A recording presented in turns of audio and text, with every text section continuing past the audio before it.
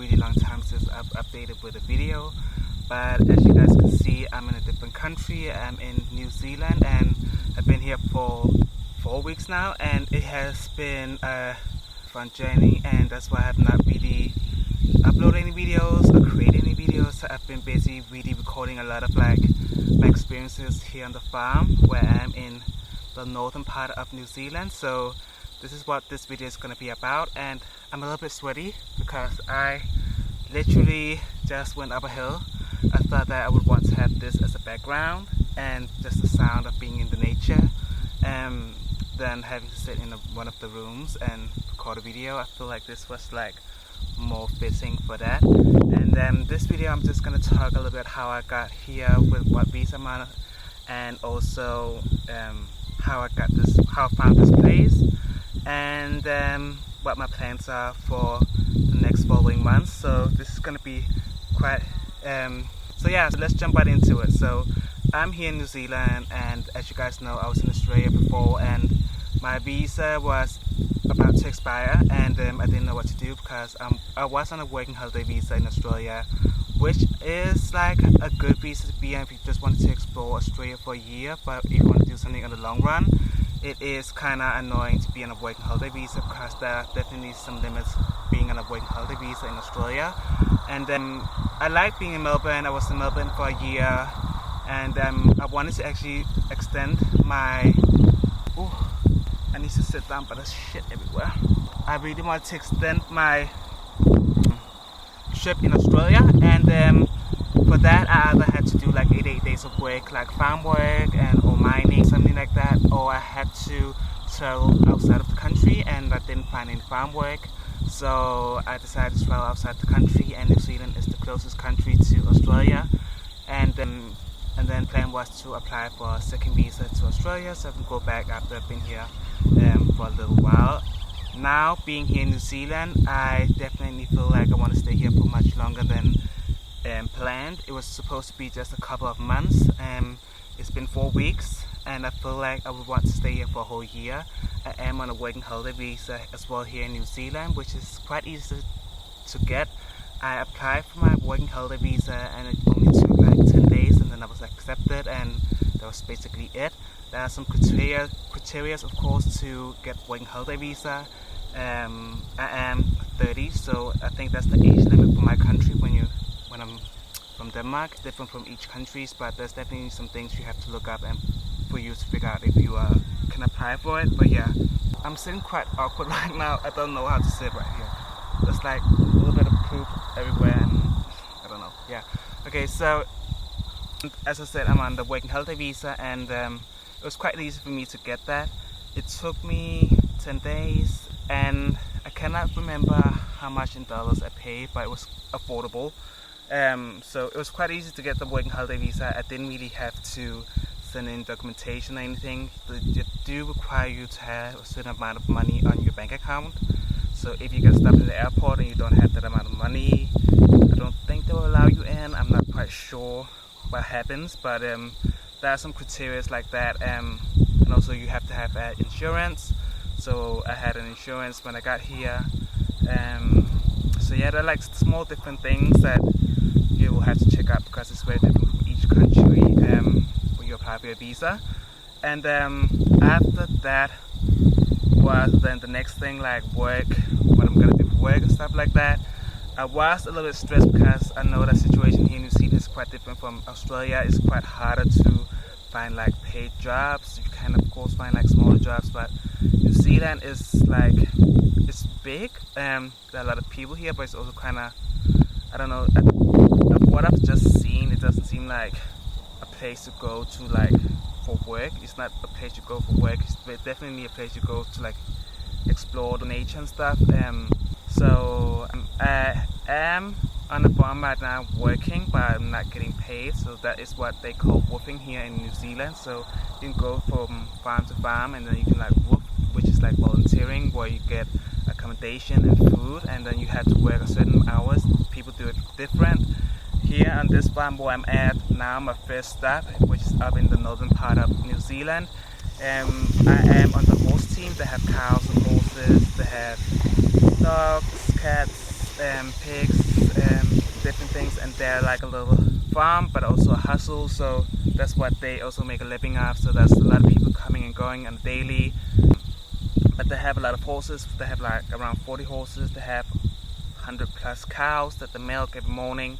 So there are like these different teams that you could be on. You could work in the hustle, or you could work in you could work the hustle where you do like kitchen work and cleaning and stuff like that.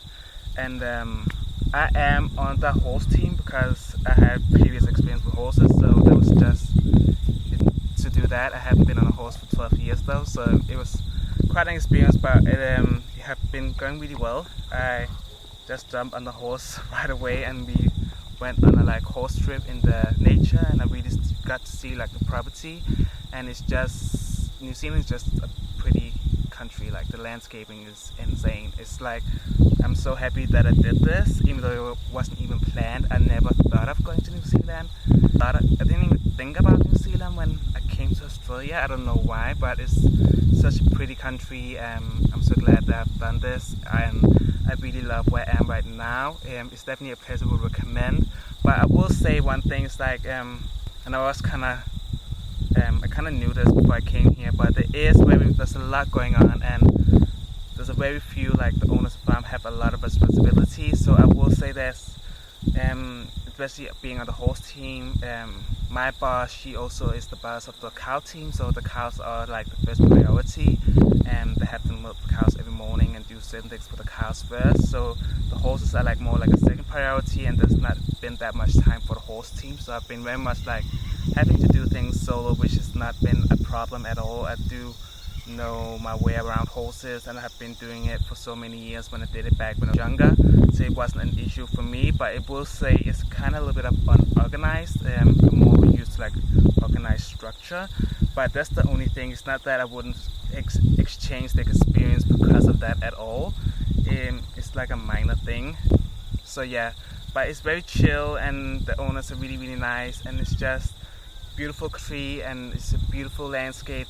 This farm has 500 acres of land, and I haven't even been to the edge of the land yet. And I'm going on like my horse trips and the treks throughout the countryside. I haven't even been to the edge of it. So it's a really, really big property, and really cool as well. And it's definitely something I would recommend for everyone to just, if you love nature and you want to like disconnect, New Zealand is definitely a place for that. And I'm really glad that I'm doing this, even though I'm not making any money. There's just only money going out of my bank account. I'm glad that I'm really doing this. This is like one of the coolest things that I've done in a really long time, like without really doing that much. I'm just like literally just taking care of horses. Some days I've been collecting milk from the farm where they're milking the cows, and I've helped collect some cows as well, and having to carry small baby calves into the trailer. And it's just like so different from what I'm used to, and it's so much fun to do all of these things. Really different, but in a really good way. And yeah, and in a week from this day I'm filming, I'm gonna be traveling down south, where I will be working at a castle, and I'll be doing the same thing, woofing. So I will help construction workers renovate the castle. I do not have any experience at all with like renovating or anything like that, but it will be fun to do that and see how that's gonna work out. With that, it's gonna be colder as well, and we're hitting winter season, but I'm looking forward to it. My plan is to hopefully find a job when we get closer to winter season, so I can like, I've heard that some jobs down south you get a ski pass and then you can be skiing and stuff like that, and I really hope I can have that experience. That will just make this whole trip just like the icing on the cake, if I could do that. But I'll have to see and see how this goes. But it's just been an amazing trip. So if you think about going to New Zealand, definitely do it. A lot of people that I've seen and talked with do actually have their own what's called cars, so they can travel and see different places from the farm. I don't have a car. I did think about it, but there's also some things that are happening right now in my life that kind of hold me back from doing that, because I don't know what the events are gonna be the next couple of next couple of months. I've done that, but I feel like when I'm coming down south, I might, oh, definitely if I get a job, I would do it, I think, because it hasn't been an issue up now because I've only been here for 4 weeks, and I've had like trips I could go with other people and stuff as well, which was crazy. So I've been able to get out, so it hasn't really been a problem up yet. Maybe it will be the next step. Maybe no one has cars, maybe no one will want to let me come along. So maybe that will make me buy a car, but up yet it's been really good, and I could definitely see the freedom of having a car and how much fun that will make the trip. But I'm gonna hold back on that. But I totally forgot to say, I've been out diving. I've never dived before in my life, and that's like snorkeling. And it was like the water experience. It was so much fun, and I was a little bit anxious in the beginning, I'm not gonna lie, but when you start to relax while you're in the water, it gets better with time. But I also think it's because I didn't think about it. I don't know, I wouldn't think about it, but as I was about to go into the water, I got warned about that there could be sharks, but they won't do anything, and I never thought of sharks being a possibility to be there. I don't know why, but that makes me a little bit anxious, but I didn't see any sharks, and everything went well. We did it for a couple of hours, and it was really fun. So that was like a first. It was here in New Zealand, which was fun, and yeah. I'm just gonna show you guys some of the footage that I've shot throughout this trip, and I hope it's gonna convince you guys to do like a trip to New Zealand and explore life here in the nature. And you might not want to work or do volunteering stuff, but if you want to do that to save a little bit of money, I would definitely recommend it. It's been fun so far, and yeah, that was it for this video, and hopefully I will see you guys a little bit more in the future. Maybe not, I don't know how this castle thing is gonna work out. Maybe I'll have more energy to like keep up with different events on media. There's definitely some things that I've seen that would be fun to talk about again on my channel. But yeah, for now, I hope you guys enjoyed this video and the footage of my trip here in New Zealand, and that was it. See you in my next video. Bye. So this is literally the view as I'm recording this video, and it's absolutely insane. And I hope you guys saw this. This was supposed to be like the backdrop, but yeah, it's absolutely insane.